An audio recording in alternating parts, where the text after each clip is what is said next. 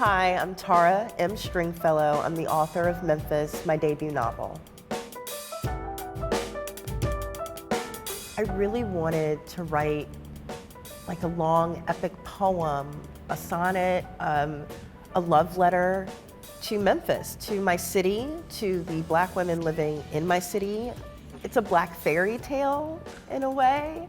I really wanted to write a Black love story too. So there's all that in there. I think it is in itself Black joy.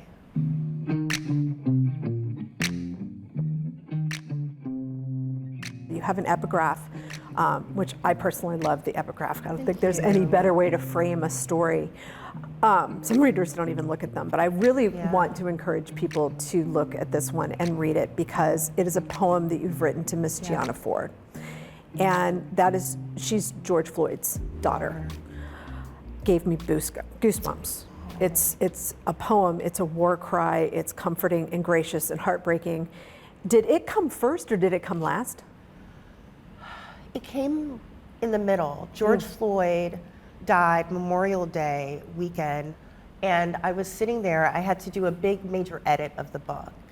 And after seeing this beautiful Black man strangled on a street for an alleged counterfeit $20, I was enraged. I was angry. You know, my father taught me how to read me stories at night, and I just kept thinking, who's gonna teach his daughter how to love the written word? And so I decided, I said, I have to dedicate this to her because, I mean, who else is more deserving of a good Black story than that little girl? And I wrote the poem in like a few minutes. I just sat down and kind of poured out of me. And I thought it would be a great dedication for the book. But yeah, I just can't imagine anyone else on this earth deserving a story more so than Gianna Floyd. Would you read it for us? Oh, sure, of course, I'd love to. To Miss Gianna Floyd. I wrote you a Black fairy tale, and I understand if you're not ready to read it yet, or if your mama told you to wait a bit, and that's just fine. This book ain't going nowhere. This book gonna be right here, whenever you want it.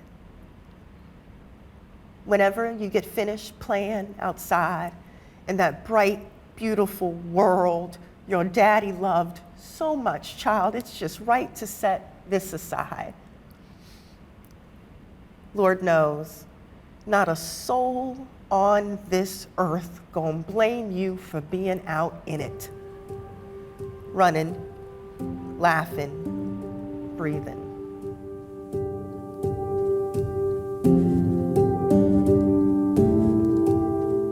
It's kind of unbelievable that this is your debut.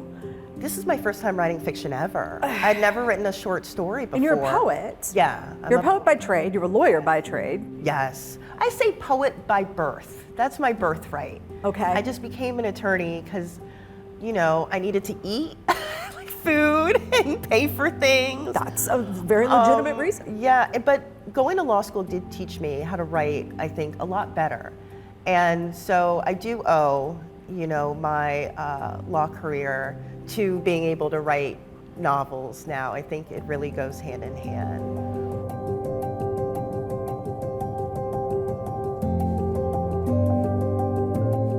Your dad shaped you as well. Oh, Can you tell us very quickly the story of when you were 3 years old and he pulled a book off the shelf that changed your life? It was a collection of greatest poems of all time, something like that. And he started reading this poem. I was 3. I stopped him. I said, start over. Like, this is the most beautiful thing I've ever heard in my life. And so he started over, and I stopped him again. I said, I will be a poet. This is for me. And he said, really? He said, you want to do this? I said, I have to do this. And the poem was Edgar Allan Poe's The Raven. My dad pointed at the book. He said, okay, well, you have to write 3 times better because you're a Black woman. And I said, I got that. I got it. I can do it. And so that's always been my, I guess, kind of mantra in life, like write 3 times better than Poe. That's what I'm thinking of every single sentence I put down. Like, did I make it sing? Is this a purely beautiful sentence? And if so, then I move on. And if not, I go back.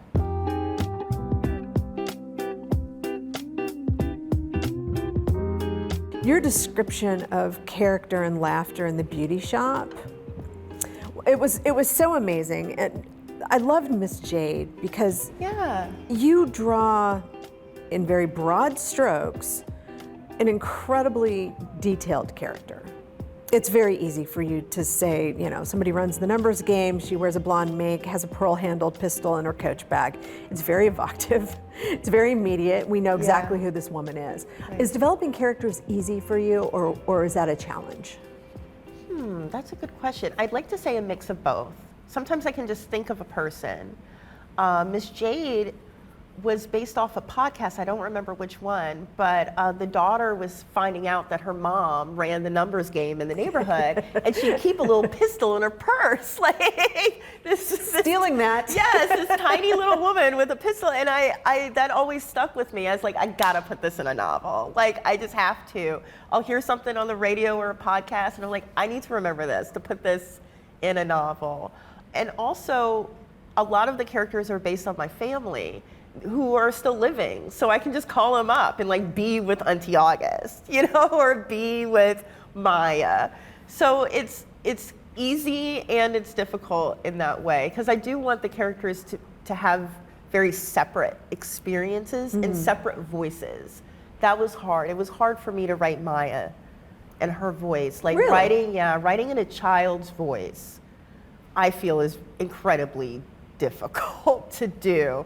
So I hope I gave her like that zest for life that I feel as if all children have, that curiosity, but it was really hard writing her bits. And it was also hard writing humor in the book, because she is very funny, I would say. But I would write something, I said, is this funny? Is this even funny? I'm laughing, but I'm weird. Like, will anybody else on earth think this is funny? So in some ways, yes, it's really difficult, but in some ways, no, it's easy and it's fun. It's really fun for me. I see you in all of the characters, but I see you in Maya most of all, because she is, it's funny you say that she was the hardest for you, because she's the one that I see you the most in. And you gave her some of your really fun talents. You know, she speaks Italian. We don't know how she learns Italiano. Non credo, pero sí, es la verdad. Like, I just wanted her to have like kind of weird quirks to her. But I feel as if everybody in that family is a savant. Like, everyone has kind of a magical, almost power to them. Sure. So I wanted to keep that too, but it's funny that you say I'm Maya, because I don't think I'm like that humorous. Trust me. Super fun. Trust me when I say, because she brings some levity to very difficult situations. Yeah. And does it in such a loving way. You know, it's not like she's, you know, being a smart aleck. She is a smart aleck, but she's doing it out of a sense of love and devotion, and knowing how, you know, having that moment that she knows, oh, I've got to pull everybody out of this. Yeah. It's a lot of responsibility for a little girl. It is. And I think that's maybe why she didn't get her own chapters. I get that question posed to me too, but I really wanted her to be a little girl. I'm not done with these characters. I hope you're not either. You know, I feel as if I am, though. Really? I feel as if they're all at home. They are. Like, looking out the window, like, who are all these people on our lawn? And all the people on the lawn are folk who bought the book, and now they're obsessed with them. And Maya's like, get off my porch. You know, like who are these folk? You tell them to go away. Tell them to go. Auntie August got like 200 clients a day now, because everyone wants to get their hair done by her. But I feel as if they're doing their own thing in Memphis. They did good. I don't want to give anything away for, you know, the finale of the book, but they're doing what they're supposed to be doing, and they're living their lives. And, you know, I do have to say, Americans are very obsessed with sequels, like even movies and remakes. Sure. And I don't understand that. Like, I stayed with these folk for years and I love them, but I want new people to be in love with. You know, I don't want to be another 4 or 5 years of my life dedicated to the same people. I think they're out there in the world, they're growing. Joan is always making art. Maya is saying something sassy to somebody. You know, they're just fine. And you have written a purely beautiful book. Thank and you. I'm really excited Oh, for thank you everyone so to get their much. hands on it and share it. And thank you for sharing your story with us. Of course, thank you for having me. This has been a delight. And thank you for watching A Word on Words. I'm JT Ellison. Keep reading.